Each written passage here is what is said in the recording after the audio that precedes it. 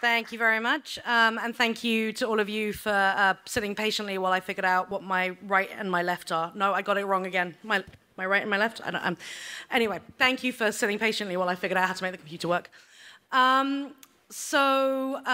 Just to be clear, manage expectations early on, which is a theme we're going to talk about a little bit. This is not a technical talk. This is not about the technical response in crisis management. If you are jonesing for a technical talk, I'll give you a minute, you can hop up and walk out. That is not what you're going to get here. We're going to talk about the other part of crisis management, the management part, which is the bit that often doesn't come quite so naturally to technical people. And that's why I'm here. So who the hell am I? Well, firstly, I'm somebody that discovered you can really find anything on the internet, including a cat-astrophe. I also apparently like pictures of cats. But I am not a crazy cat lady, no matter what anyone tells you. So I'm Jen Ellis, I work at Rapid7, and part of my job at Rapid7 is that I manage crisis. So when something happens, and clearly nothing bad ever happens at Rapid7, don't worry. If you're a customer, we're perfect. But should something happen, I would be the person who would basically boss everyone else around. I'm very good at bossing people around. And I've also, I came from a communications background, and I had a strong focus on reputation management, and I've worked with actually a lot of different companies on crisis response. And more recently, when Rapid7 launched incident response services, if we had a customer who said, hey, we also need help with the non-technical side, I would be the person drafted in. So I've worked with a lot of different companies on crisis response. So what do we mean about crisis? And here's the thing, if you read pretty much any headline ever, you will know that as a security professional, you're super unlikely to be able to avoid crisis forever. I think the latest stats say you're 728% likely to have a breach in the next 5 minutes. So you guys should probably not be here, you should be off dealing with the breaches.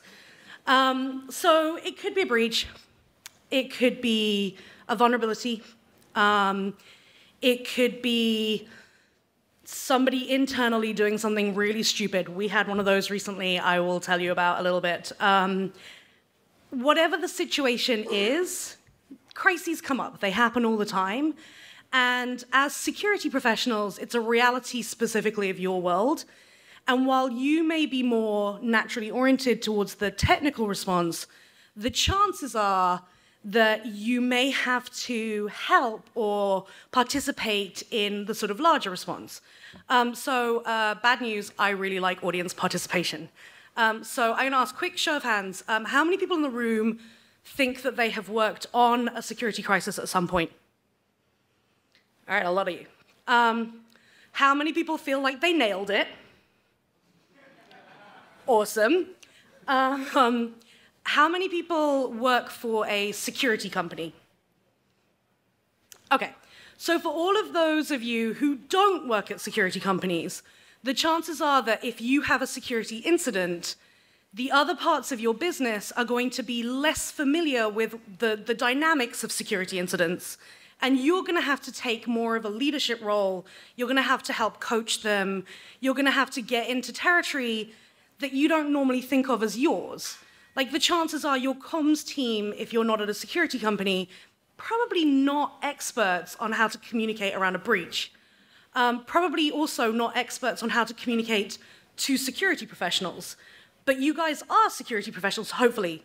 You guys are security professionals, right? I didn't come to the wrong conference. Okay, somebody over there is. So you can help them. You can tell them, what do you, as a security professional, want to hear? What do you need to know in a situation where you're on the receiving end?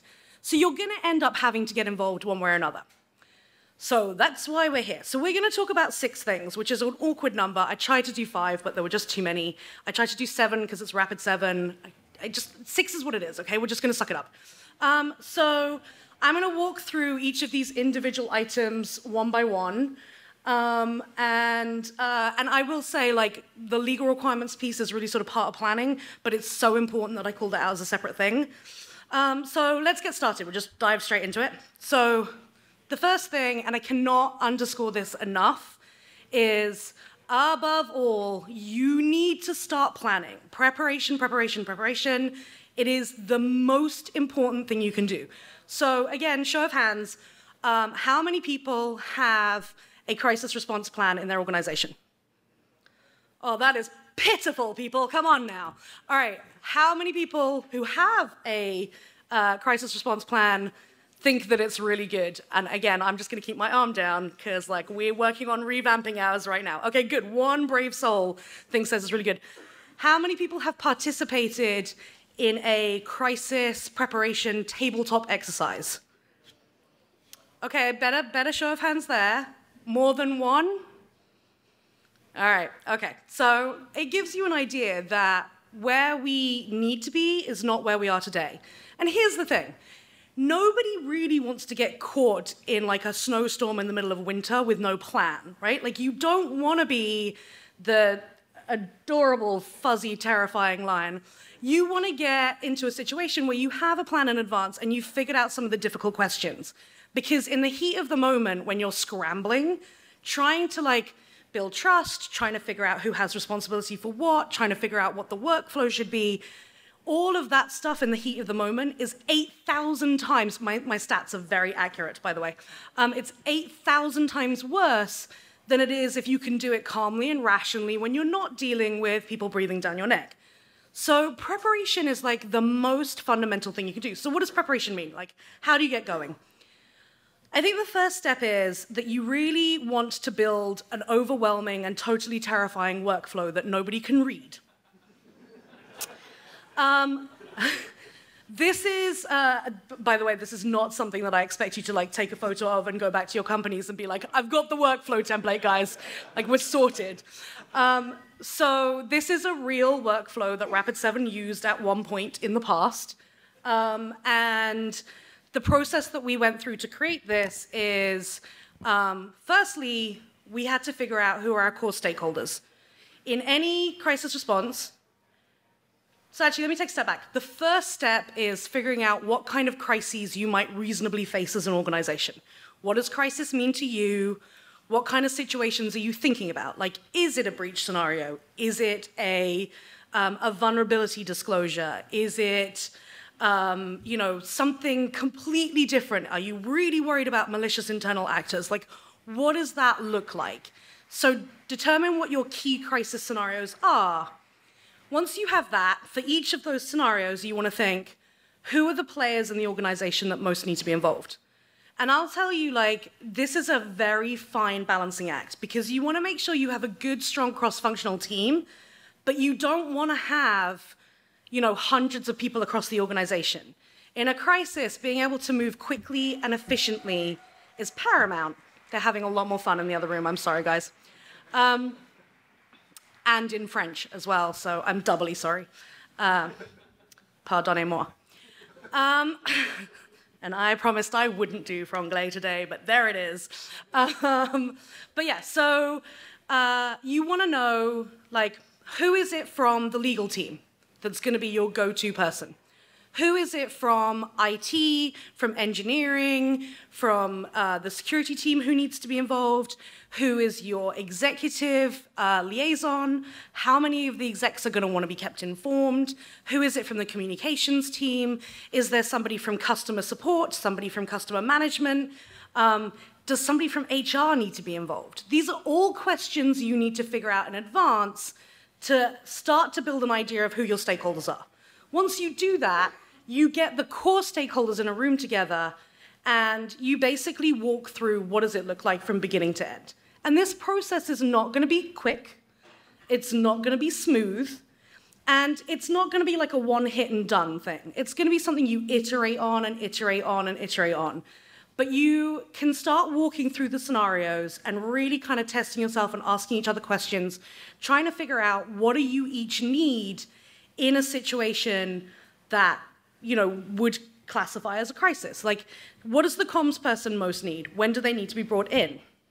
the chances are, I'm guessing, most of you are not best buddies with the comms people in your organization.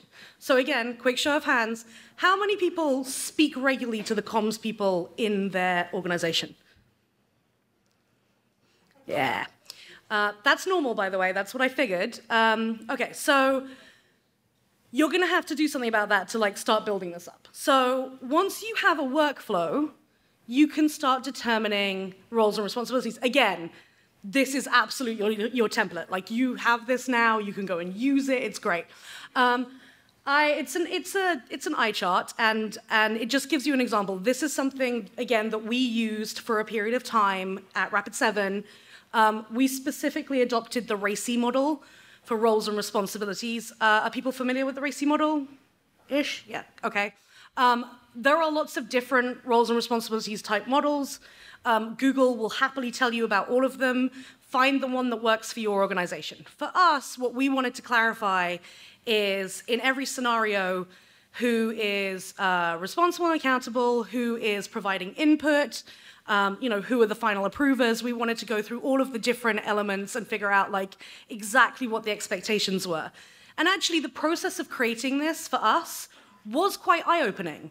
We had situations in the creation of this horrendous chart where we had teams that butted heads and were like, well, hang on a second, I own that. No, I own that. We had this moment where our product marketing team was like, if it's a vulnerability, we own all messaging around product. So we own the story, we own the custom communication. The comms team were like, but like it's kind of in our name, we're the communications team. Like it's kind of what we do, so we should have like ultimate say. You should be providing input about the product message and we should own the whole thing. And so there was this like sort of tension internally. Now you don't want that tension when you're actually in the heat of the moment, pushing to get a message out as quickly as possible. You want to have figured all that stuff out in advance. And the problem is if you don't, you run the risk of one of two things happening. Either you're going to bash heads, you're going to rub each other up the wrong way, and the end result will suffer, you won't get a good product out the door. Or the other thing will happen, and I am in Canada, so you'll be terribly polite to each other, and you'll be like, no, no, no, no, after you. And nothing will get done. So you have to like make sure that you have talked through these things directly and openly in advance, and you've figured out how to like come to some consensus on who's doing what. A key part of that is you need to make friends. And like if there's one thing I can tell you after you like get back to the office on Monday, the thing to go do is to go make friends with other people who might be core stakeholders who you've never spoken to before. It doesn't matter if they're a duck and you're a kitten. Like you still can be great friends, you can have great fluffy moments together. You need to go back and like go talk to your GC's office, find out who in the GC's office is the person who would work on a crisis response. Take them out for lunch. I'm a really big believer in if I don't know someone, just buying them lunch, which means all of you are going to tell me that I have to buy you lunch after this. But like that is a great way of getting to know people. Sit down with them and say, hey, so this is how I think about this. What do you care about when this situation happens? Find out what their job is like. Find out like what the pressures are of their job, what the challenges are they face, what do they worry about? Because if you understand those pieces in advance, you can start to build trust. Not only can you start to build trust, but you can start to play as an actual team, figuring out who's offense, who's defense, how do you work together?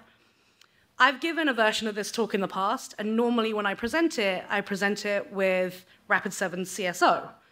And when he first joined the company, we did not like instantly, look at each other and our eyes met across a room and we fell blatantly in love with each other. It wasn't like that. To begin with, we irritated the shit out of each other. And the reality is Heartbleed happened and we sucked it up and we worked through it. And at the end, we sat down and we were like, that could have gone better. And we had a really honest conversation about what we could have done better, and we figured out how to improve. And by doing that, we started to get to a point where he had an understanding of what the things were that I cared about and needed, and I had an understanding of what he cared about and needed. By the time, he actually moved on to DigitalOcean, and it breaks my heart. But by the time that he moved on, we were at a point where Annoyingly, we finished each other's sentences. And what that meant was that if I was traveling or he was traveling and something happened, we actually could step in for each other. It meant that, like, if a decision needed to be made really quickly in the heat of the moment and one of us was not available for some reason, we had each other's backs and we knew exactly what the other person would think about and need and how to, like, take that thinking into the process. It didn't mean that we did each other's jobs. You know, I wasn't like an interim CSO for Rapid7, no matter what I tell you when I'm drunk. It was just that I knew what Josh cared about most, and I knew how to represent that and factor it into my thinking, and he was the same. And that meant that we could move much faster. It meant that the end result for our end users was much better. So go make friends. This is your #1 action takeaway. Go do that. So another core part of planning is that you need to know and understand what the legal requirements are going to be for any of your core scenarios. So, and I'm sorry, like, we're in Canada and I do not know anything about the Canadian legislation on this, so I apologize. I can tell you that for people who are doing business in the US, there are now 54 different state and territory regulations on this. 54. It's insane to keep up with it.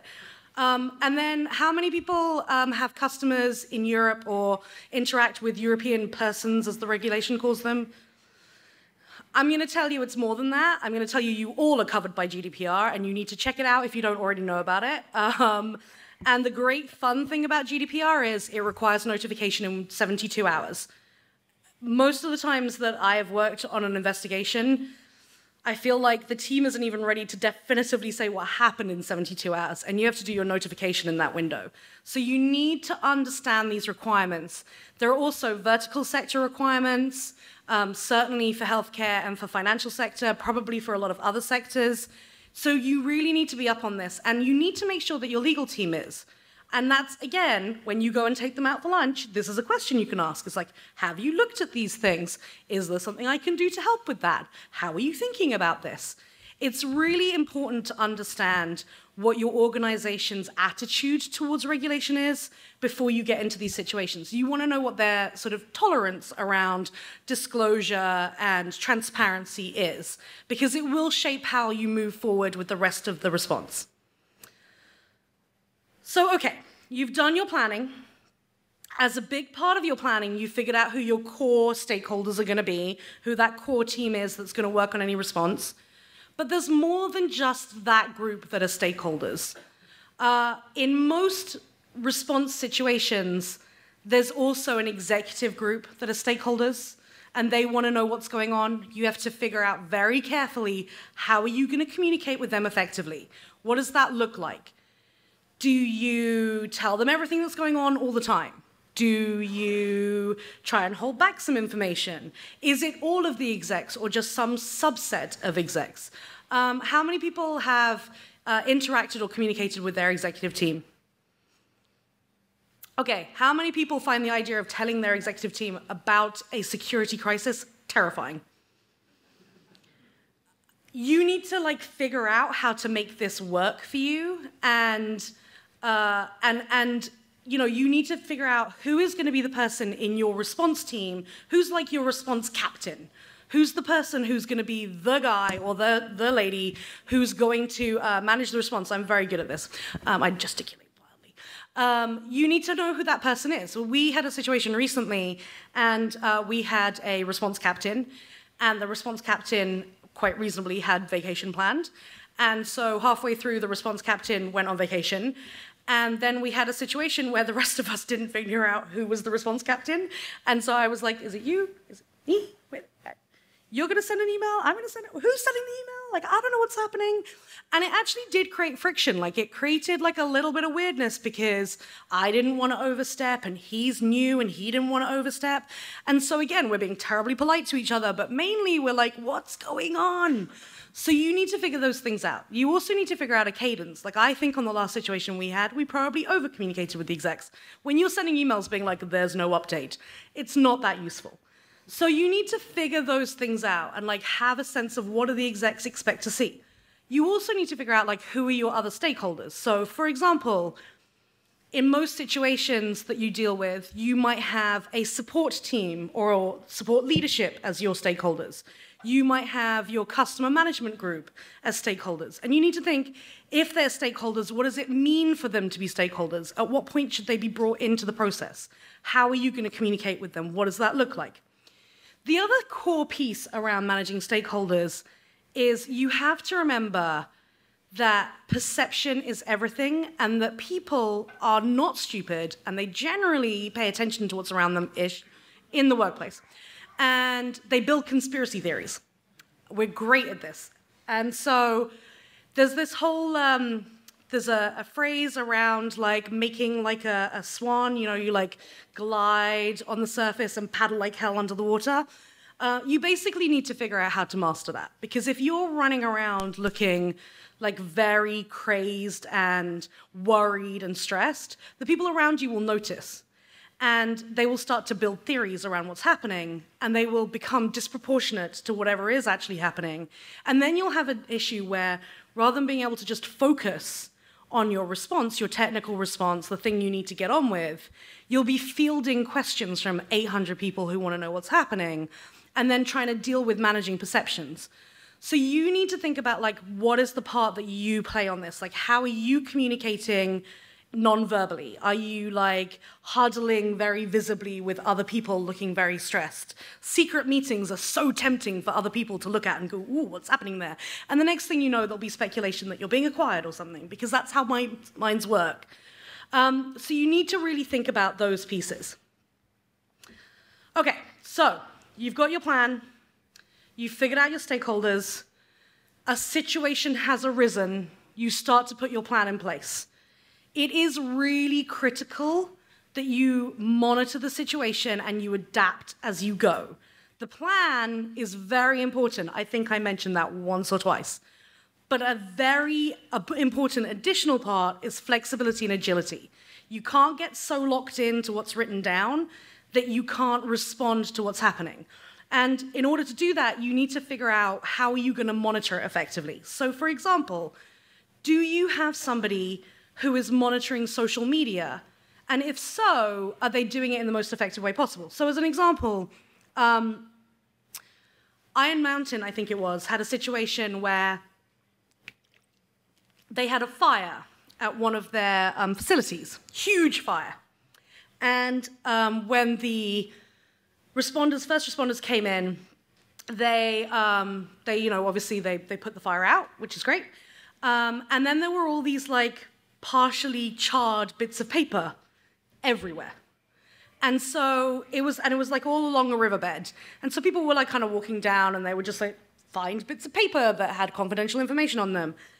And so the team that worked on that response, they had to figure out how do we know when somebody's done that and they've put it on the internet? Because like the chances are they're not gonna like take a picture of it, put it on Twitter and put #Iron Mountain.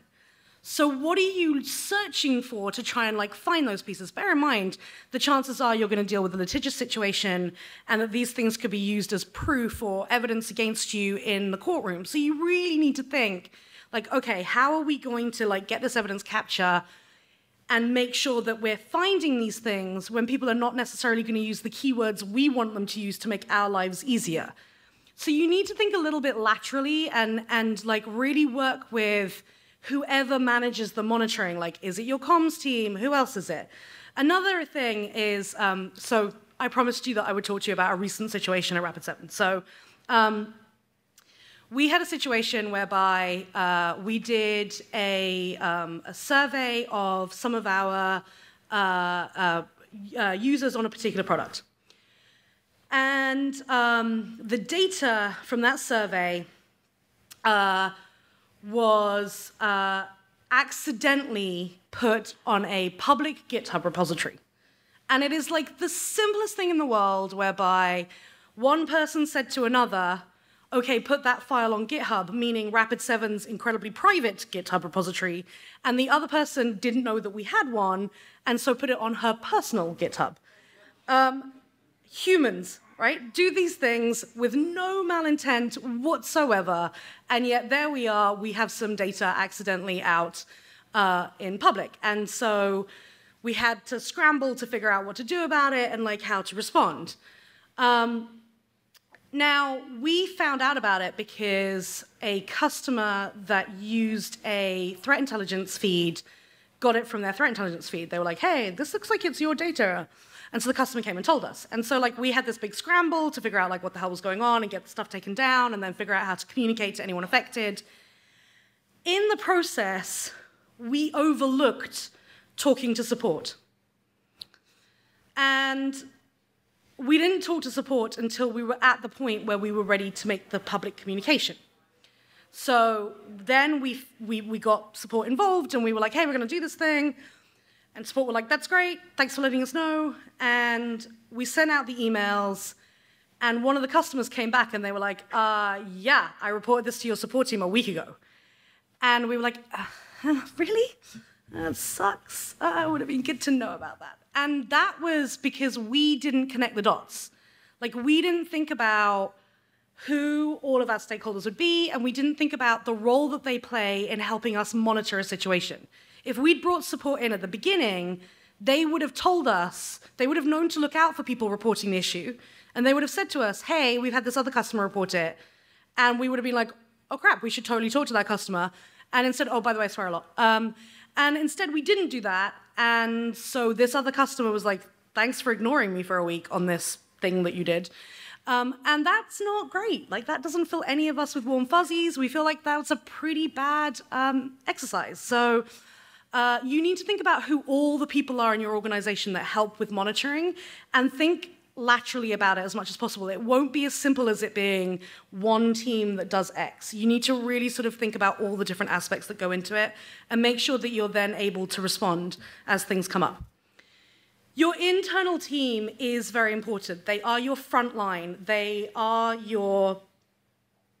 No, I'm not going to get any hoes from any of you. All right, fine. Whatever. I get it, you want lunch. So you need to think about how you arm them to be as effective as possible. Clearly, I just gave an example of where we did that really poorly with the support team. So generally speaking, what we try and do with any situation is we try and create an FAQ to give to our CSMs, sometimes our sales team, the support team, anybody that is on the front line of interacting with users, so that they are prepared to answer questions as much as possible. So if somebody comes to them like worried and stressed, they're not going to get like a, oh, I don't know, kind of a response. So you need to think about like, how are you arming your people to do that? You also need to think about the fact that your internal team will be worried themselves, particularly if they see reports of something and they haven't heard anything from you internally. So you have to think about when is the right time to communicate with the internal team. And again, as people who have like more point of view on security, more experience in this, this is an area where you can demonstrate leadership to your comms team and you can help them understand what the right approach is to take. When we have a situation and we create the FAQ, it is a complete collaboration between the security team, the comms team, and then depending on the situation, either IT or engineering. And like the security team provide a lot of input into that document, and it's invaluable. Without them, we would not get to such a crisp, clear articulation of what's going on. So you have a role to play in this. Don't think about the fact that like it's not a technical response, therefore it's not my job. Okay, so this is the bit that everybody thinks about when they think about like how you do communications around crisis. They think about like going to the public, and they particularly think about media engagement. I kind of put this as a lower thing. Oftentimes, if you manage a situation well, you won't even need to deal with this piece. But it's always good to be prepared for it and to think about it and to know how you're going to deal with it. I will say with this piece, the key aspects are you need to think very carefully about timing. You need to understand whether the situation you're dealing with is already being discussed in the public domain, and that will affect your timing.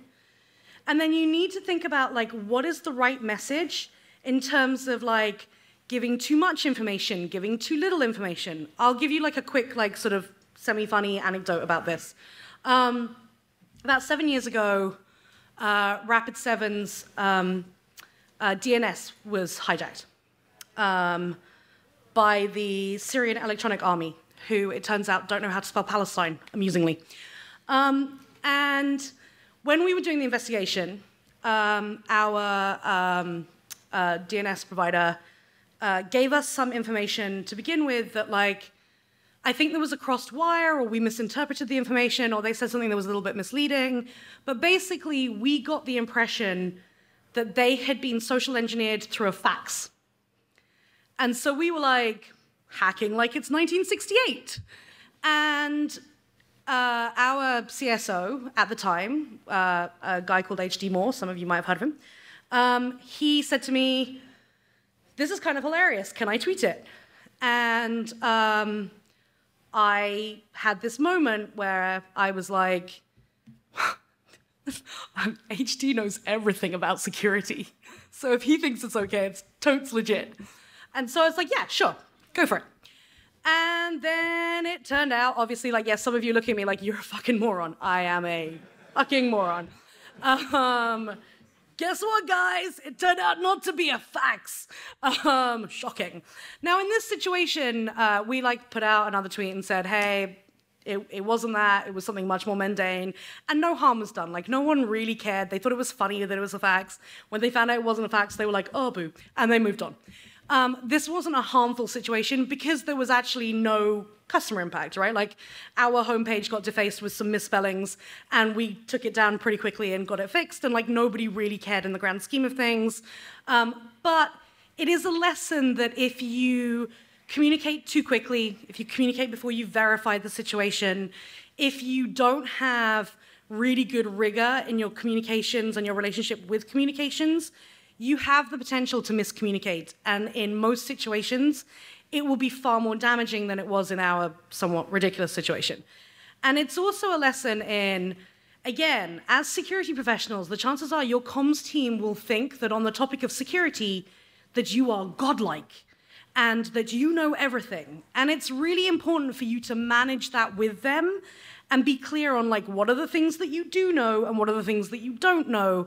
And, if you're like, hey, I think we should go and talk about this, really think about, is that the right thing? Because the chances are your comms team will be like, okay, that seems reasonable because I have no clue. So you need to, I don't know whether they will talk a little bit like Scooby-Doo, but they do. So you need to really think about how to manage that piece. So a couple of other things to think about as you're doing the external is, and this is my number one golden rule for all crisis communications of any kind, is always focus on those who are affected. And you can do this in your technical response and your communications response. So, are there things that you as an organization can do from a technical point of view to address the issue for them and make it easy for them? For example, if they need to reset their password, can you just force a reset? Because then, you're not really making them make a choice. They, have to do it. It'll be annoying, but it's better for security. So if that's the thing you think they should do, don't just say, hey, go change your password. Actually say, your password has been reset, you need to go and take steps. Think about those kinds of things. In the communications, also think about, do they need a full technical exposition of what happened? Probably not. Is a full technical exposition going to scare the bejesus out of them and confuse most of them? Probably. So think about who is your end customer, what is the right approach for them? Quick anecdote on this one. 2 years ago, we did some research on the Johnson & Johnson Animas One Touch Ping, which is a very catchy name for an insulin pump. Basically, the way it works is the insulin pump attaches to you bodily, and it delivers insulin, as the name kind of suggests. There is a remote control gadget that goes in your pocket that monitors your insulin level, and it communicates via RFC with the pump and says, hey, you need to dispense insulin, right? We basically discovered that you could interfere with that communication to either stop insulin delivery, which might lead in death, or you could emulate the communication and push a fatal dose. So generally not great scenarios. However, in order to do that, you would need to have the right equipment, know that the person has that particular device, and be within a certain proximity of them and have the technical capabilities. So in other words, we're not talking about drive-by attacks here. We're talking about something super, super targeted. So the chances are that most people's risk profile means they're probably not going to be the target of a hacking assassin. So when we did the communication out, we worked really, really closely with Johnson & Johnson. They did make the decision to proactively communicate to their patients, which was the first time that a US medical device manufacturer has ever done that for cybersecurity, which was 2 thumbs up, very cool. But we all worked together to get a communication that went out saying, hey, don't pull your insulin pumps out. Like, that is not the right response, because you know what will kill you? Diabetes. So don't do that. And so we had this very sort of clear communication that said, here's the risk, here's what you can do about it, do not panic. It was very Hitchhikers, do not panic, in big capitals. And because we took that approach, the patients came back to us and they were like, thank you. We really appreciate the fact that you made this really clear for us. You made it easy for us to understand what the right thing was to do. And then the FDA came and said, this was really great, guys. We want everyone to follow your example, which Johnson & Johnson were like, what just happened? Oh, that's great. Let's do that more. So that's how you do a vulnerability disclosure and make people happy. Which is very uncommon. So again, use your guiding principle around how do you focus on those who are affected. When we were going through that disclosure, there were definitely times where, Johnson & Johnson, which is an amazingly enormous organization with lots of lawyers, and Rapid7, which is a tiny amoeba on the edge of the galaxy, where we were like, oh, yeah, we're going to argue with you, but you're very big and scary. We don't know what to do. They would say, well, we think it should be this. And I'd be like, yeah, okay, so you are big and scary, but we've done a lot of disclosures and that's wrong. It's not the way to do it. And so we had these moments, right, where we were bashing heads against each other. And in every one of those situations, the thing that brought us to alignment is we sat down and we were like, what is the best thing for the patients? That was our unifying factor. So again, use this as your guiding principle. Always think about what are the right things to tell them? When's it the right time to tell them? And above all, be authentic in how you do it. Really think about who are your customers? How do you interact with them? What feels right to you? Don't try and bullshit people. People know. How many of you have seen security advisories and got annoyed with how it's written? I have, definitely. Oh, none of you? Really? Wow, you are much nicer to vendors than I am. All right, well, in which case, do whatever you want. Ignore me. But I think it's critical to be authentic. Okay, so that was a lot of information that I just went through. I blathered at you for a good solid 40 minutes. But the bottom line here is these are pretty simple rules. I'm now down to, I think, 5 of them. So number 1 is preparation. Make friends. This is the thing you're going to do when you get back to the office, is you're going to identify one person to go and learn about and build a relationship with that is not in the security team. The second is timing is super important. Figuring out when to talk, how to talk, what to say, what the medium is, all that kind of stuff. Don't be overconfident and tell people that you got hacked via fax. Think about what the information is that is the right information to share. Don't make it if you're dealing with consumers regular Joes, don't give them loads of technical information they're not going to understand. It'll terrify them. If you're dealing with security professionals, focus on what they need to do. Make it actionable for them. Think through the questions people will have and try to proactively come up with answers. Don't be caught in that situation of being you need to there are obvious questions people ask, and the best thing you can do is think about the shittiest questions you're going to get. When we did the GitHub thing, we knew we were going to get bad questions. We knew people were going to be like, you did what now? And they were going to have a whole raft of questions about it. Mostly, how could you be so stupid? And so we needed to have good answers prepared to say, yeah, we mea culpa, we totally messed this up, but here's what we're going to do to make sure it doesn't happen again. This is how we're addressing it. As I said, that last one, above everything else that you do, you need to really think about what's in the best interests of the people that are affected by it. And if you do all of that, you will get through your Cat-astrophe in one piece. You will weather it, probably with minimal fallout, until some bozo from your team goes out and does a talk about all the bad things that have happened in your organization. So, thank you very much. If you have questions, I'll be around. Please let me know. As you can see, I'm super approachable and happy to talk to you. Just warm and fuzzy. Thank you.